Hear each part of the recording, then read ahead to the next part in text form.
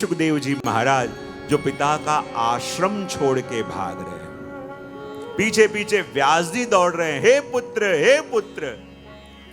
और जिस वन में से पधारे, वन में से कहते हैं सारे वृक्ष हिलने लगे, फल गिरने लगे, और मानो वृक्ष व्यास जी से कहते हैं कि देखो, जिसको पाल पोस के बड़ा किया वो फल हमारे पुत्र रूप हैं, लेकिन हम उनका मोह नहीं रखते, औरों के कल्याण के लिए दे देते हैं। वैसे ही हे व्यास जी, ये आपके पुत्र सुखदेव, ये आपकी तपस्या का परिपक्व फल है, इसका मोह छोड़ो और विश्व के कल्याण के लिए इन्हें जाने दो।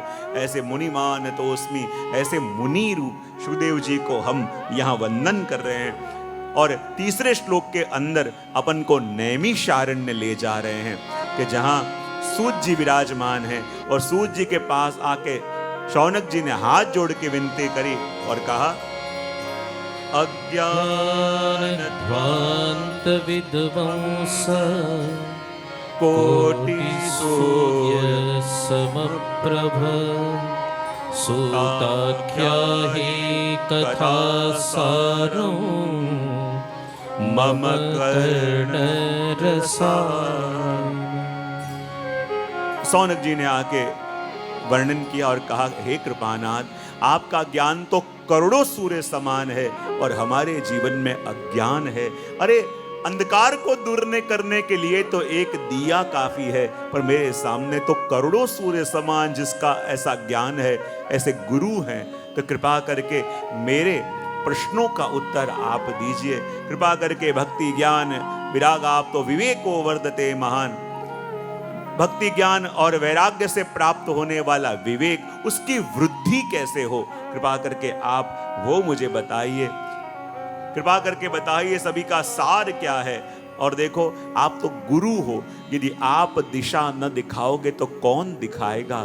क्योंकि जीवन में आ तो गए हैं, इस जगत में आ तो गए हैं, लेकिन क्यों आए हैं ये तो हमें अपने गुरु बताते हैं। यहां भगवान ने भेजा, जीव ने कहा आप क्यों भेज रहे हो? भगवान ने कहा ये बात अपने गुरु से पूछना, वही तुझे बताएंगे कि तुझे मैंने क्यों भेजा है, क्या करने भेजा है, किस लिए भेजा है। जब शिष्य भागते भागते एक बार अपने गुरु के घर गया, द्वार बंद था, बाहर से द्वार उसने खटखटाया, अंदर से गुरु ने पूछा कौन है, जवाब नहीं दिया।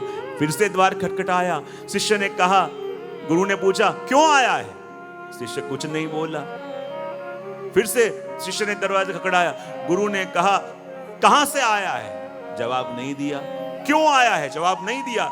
गुस्सा आ गया और गुरु ने द्वार खोला और शिष्य से पूछा, अरे मैं तुझे कब से पूछ रहा हूं, तू कौन है, क्यों आया है, कहां से आया है, क्या करने आया है, उत्तर क्यों नहीं दे रहा? तब शिष्य ने कहा, गुरुजी जो प्रश्न आप मुझसे पूछ रहे हो उसी के उत्तर पाने के लिए मैं आपके पास आया हूं कि मैं कौन हूं, मैं यहां क्यों आया हूं, किस लिए आया हूं, मेरा यहां आने का उद्देश्य क्या है, मेरा यहां आने का लक्ष्य क्या है, ये तो जानने के लिए मैं आपके पास आया हूं।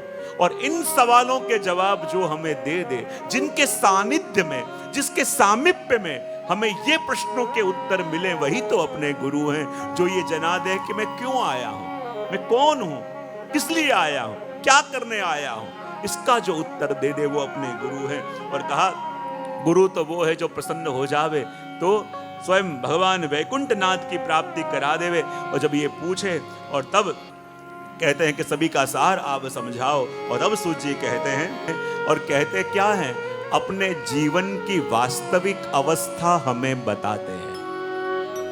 हम जीवन में विचलित क्यों हैं, हम जीवन में प्रभु से दूर क्यों हैं, हम जीवन में भगवान से जुड़ते क्यों नहीं?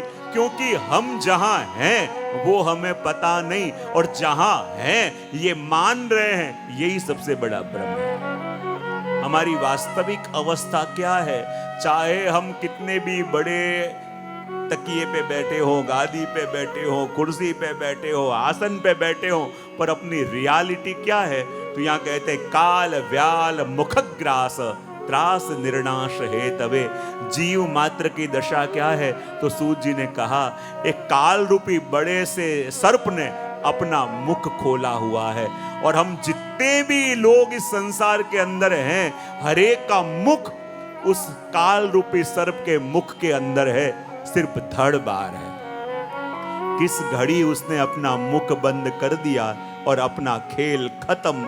पर आश्चर्य की बात यह है कि हम हरेक का मुख उस काल रूपी सर्प के मुख के अंदर है, पर बाहर रहे दोनों हाथों से दुनिया की चीजें बटोरने में लगे हैं। ये भी ले लूं, वो भी ले लूं, वो भी ले लूं। अरे एक घड़ी की देर लगेगी जहां उसने मुख बंद किया, सब कुछ यहाँ के यहाँ धरा के धरा रह जाने वाला है।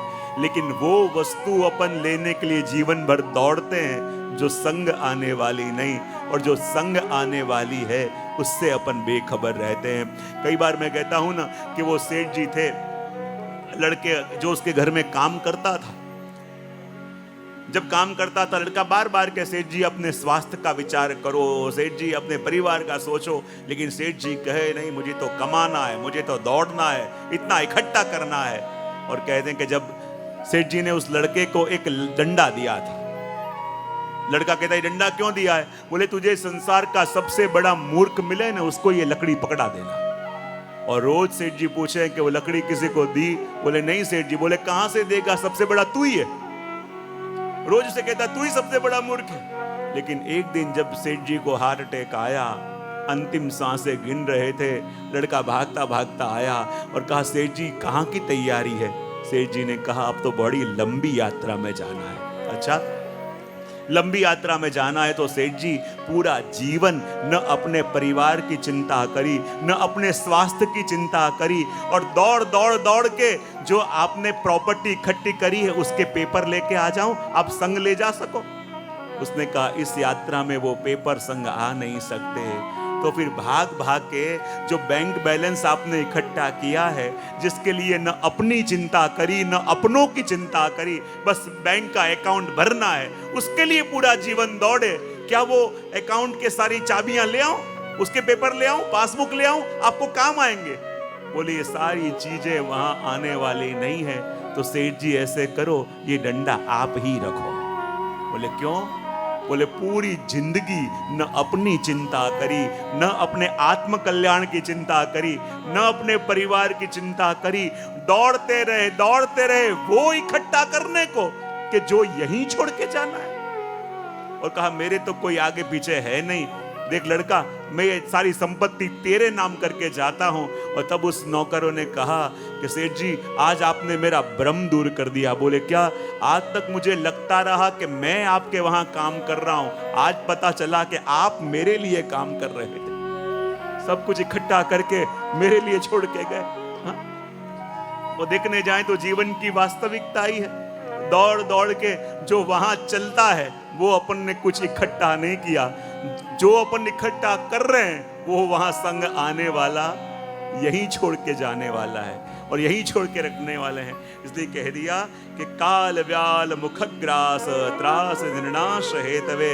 और कहते हैं कि हर एक जीव काल के मुख का पंजा बना हुआ है, और काल के मुख से बचाने वाला कोई एक साधन हो तो श्रीमद् भागवत है, जो काल के विधान को भी बदल के काल के मुख से जीव को खींच के ले आए। देखो सब लोग कहें कि बेचारे परीक्षित के पास मात्र 7 दिन बाकी थे, पर मैं हमेशा कहता हूं कि परीक्षित तो बड़े भाग्यशाली थे। इसलिए नहीं कि जीवन के 7 दिन उनके पास थे, इसलिए क्योंकि उनके पास गारंटी थी कि 7 दिन तक मुझे कुछ होने वाला नहीं है।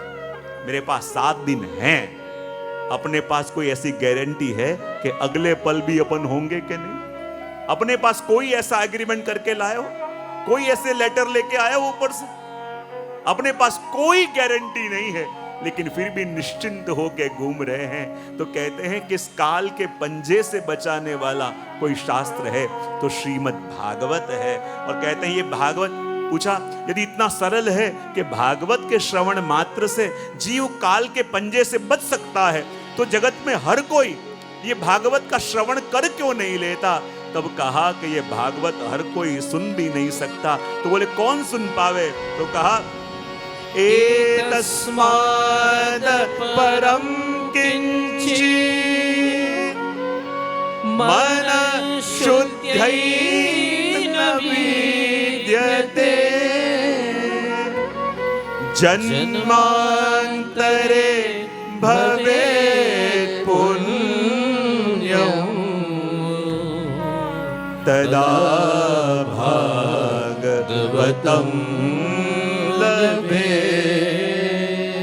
एतस्माद् परं किंचित् मनश्शुद्ध्यै न विद्यते जन्मांतरे भवेत् पुण्यम तदा भागवतम लभेत्। कहते हैं कि मन को शुद्ध करने का उपाय श्रीमद् भागवत से बढ़कर इस जगत में और कोई नहीं है। यहाँ आके बैठे और मन के अंदर युगों युगों से इकट्ठा किया हुआ जो कचरा है वो सब कचरा धुलने की शुरुआत हो जावे।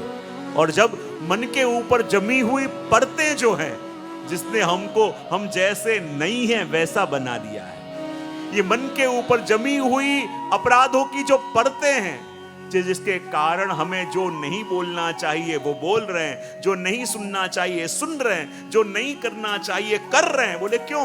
आज मन शुद्ध नहीं रहा। और मन को शुद्ध करने का साधन श्रीमद् भागवत से बढ़कर और कोई नहीं है। तो कहें इतना सरल है, इस मन को शुद्ध करने लोग हिमालय में जाके तप करते हैं, हजारों साल तक बड़े बड़े ऋषि तप करते हैं। बोले क्यों? कि ये मन शुद्ध हो। और यदि इतना सरल है कि भागवत में जाके बैठो और मन शुद्ध हो जाए, तो जगत का हर प्राणी ये भागवत सुन क्यों नहीं लेता? सूत जी कहते हैं कि जगत का हर प्राणी चाहे तो भी भागवत सुन नहीं सकता। बोले क्यों? क्योंकि जन्मांतरे भवेत् पुण्यम तदा भागवतम लभेत्। कहते हैं कि जब ये 5 वस्तु इकट्ठी हो तब भागवत अपने घर में पधारे। ये 5 में से कोई एक कम हो तो भी भागवत जी अपने वहां आ न सके। और ये 5 वस्तु कौन सी? सबसे पहली है प्रभु की कृपा, दूसरा गुरु की कृपा, तीसरा अपने घर के पूर्वजों की कृपा, चौथा अपने गत जन्म के पुण्य, और 5वां इस जन्म का अनुकूल समय। ये 5 वस्तु इकट्ठी जब हो तो अपने घर में श्रीमद् भागवत जी पधारे, अपने द्वारा भागवत जी का आयोजन हो। मैं ऐसे कई लोगों को जानता हूं जिनने 4-4, 5-5 बार भागवत जी की डेट ली होगी, पत्रिका छप गई, लेकिन एन मौके पे ऐसा कुछ होता है, डेट कैंसिल होती है। कई लोग ऐसे, क्योंकि भाग्य में नहीं है, क्योंकि भाग्य समय नहीं आया। और ये 5 वस्तु में से कोई एक वस्तु की भी कमी हो हमारे जीवन में, भागवत में हम बैठ नहीं सकते। और देखो आप सब लोग यहाँ भागवत में आके आज बैठे हो ना, तो निश्चित मानना कि प्रभु की कृपा भी आप सबके ऊपर है। और जब भागवत में आके बैठ जाओ तो प्रभु से ये मत कहना कि प्रभु आप कृपा कब करोगे। प्रभु कहते हैं अरे तू मुझसे पूछ रहा है कृपा कब करूंगा, अरे तेरा यहाँ आना और आके भागवत में बैठना ये और कुछ नहीं, ये मेरे द्वारा तुझे दिया हुआ प्रमाण पत्र है कि मैं तेरे ऊपर बरस चुका हूं। भागवत में 7 दिन बैठेंगे तब कृपा होगी ऐसा ही नहीं, कृपा हो गई है तब भागवत में आके बैठे। प्रभु की कृपा भी है, गुरु की कृपा भी है, बड़ों के आशीर्वाद भी है, गत जन्म के पुण्य भी हैं और इस जन्म का अनुकूल समय भी है, तब जाके अपन भागवत के अंदर बैठे हैं। और कहते हैं ये भागवत तो वो शास्त्र है कि जब 7 दिन के अंदर परीक्षित का उद्धार होते हुए देखा, माँ जी को भी आश्चर्य हुआ कि मुक्ति देने वाले इतने सारे साधन हैं, उसमें भागवत की महत्ता इतनी कैसे बढ़ गई। और बहुत बड़ा तराजू लिया और एक पल्ले पे भागवत को रखा और एक पल्ले में मोक्ष देने वाले सभी साधनों को रखा। तो जो हल्का था वो ऊपर गया और जो भारी था वो भागवत अपने मध्य के अंदर रह गया। कहते हैं ना कि जब सुखदेव जी परीक्षित को कथा सुना रहे थे तो देवता भी आ गए थे, लेकिन सुनने नहीं आए थे, वो तो व्यापारी बन के आए थे, विनिमय करने के लिए आए थे। कि देखो परीक्षित से कहा कि मैं तुम्हें स्वर्ग का अमृत दे दूं, ऐसे करो मुझे कथामृत दे दो। परीक्षित ने सुखदेव जी महाराज से पूछा कि देखो ये देवता आए हैं और कह रहे हैं कि तुम स्वर्ग का अमृत ले लो, तुम ये पियोगे अमर हो जाओगे, और एक कथामृत हमें दे दो, कृपा करके बताओ ये स्वर्ग का अमृत में लूंगा तो क्या होगा और कथामृत लूंगा तो क्या होगा। और तब सुखदेव जी ने कहा यदि मृत्यु से ही बचना है तो ऐसे कर, तू स्वर्ग का अमृत ले ले और कथामृत से क्या होगा?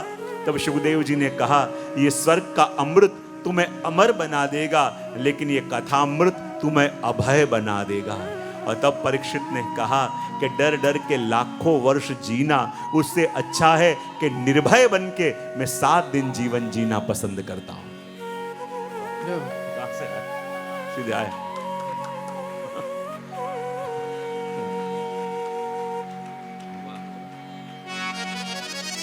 और भागवत की महत्ता को देख के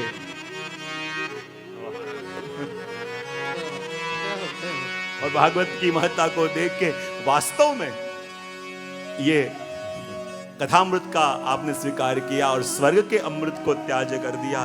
कहते ये वो कथा है जो नारद जी ने भी श्रवण करी। तो कहे नारद जी तो लोक विग्रह के लिए हमेशा कार्यरत रहते हैं, तो उन्होंने कथा का श्रवण कहाँ किया, कैसे किया, कृपा करके बताओ।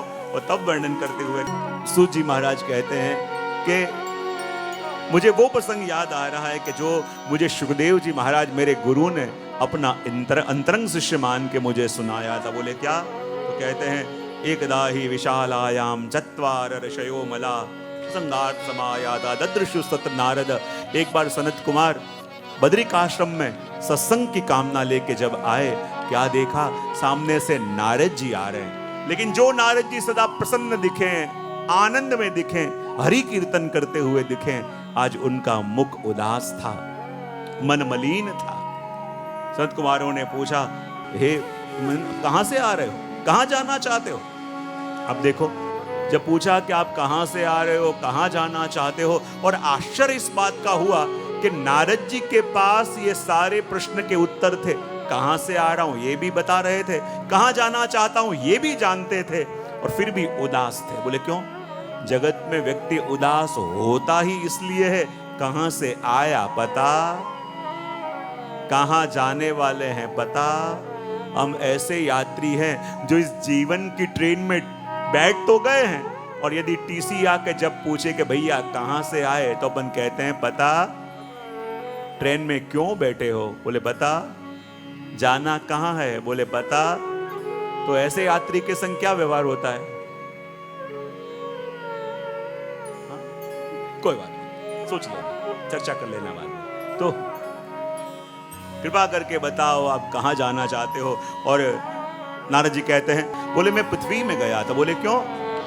ज्ञात्वा सर्वोत्तमामिति, उसे सर्वोत्तम मान के कि भगवान को भी यदि अवतार लेने की जब इच्छा हो, तो इस ब्रह्मांड के अंदर अनेक लोक हैं कि नहीं, अनेक पृथ्वियां हैं, अनेक ऐसे नक्षत्र हैं, लेकिन जब भी भगवान प्रागट्य लेते हैं तो कहां लेते हैं?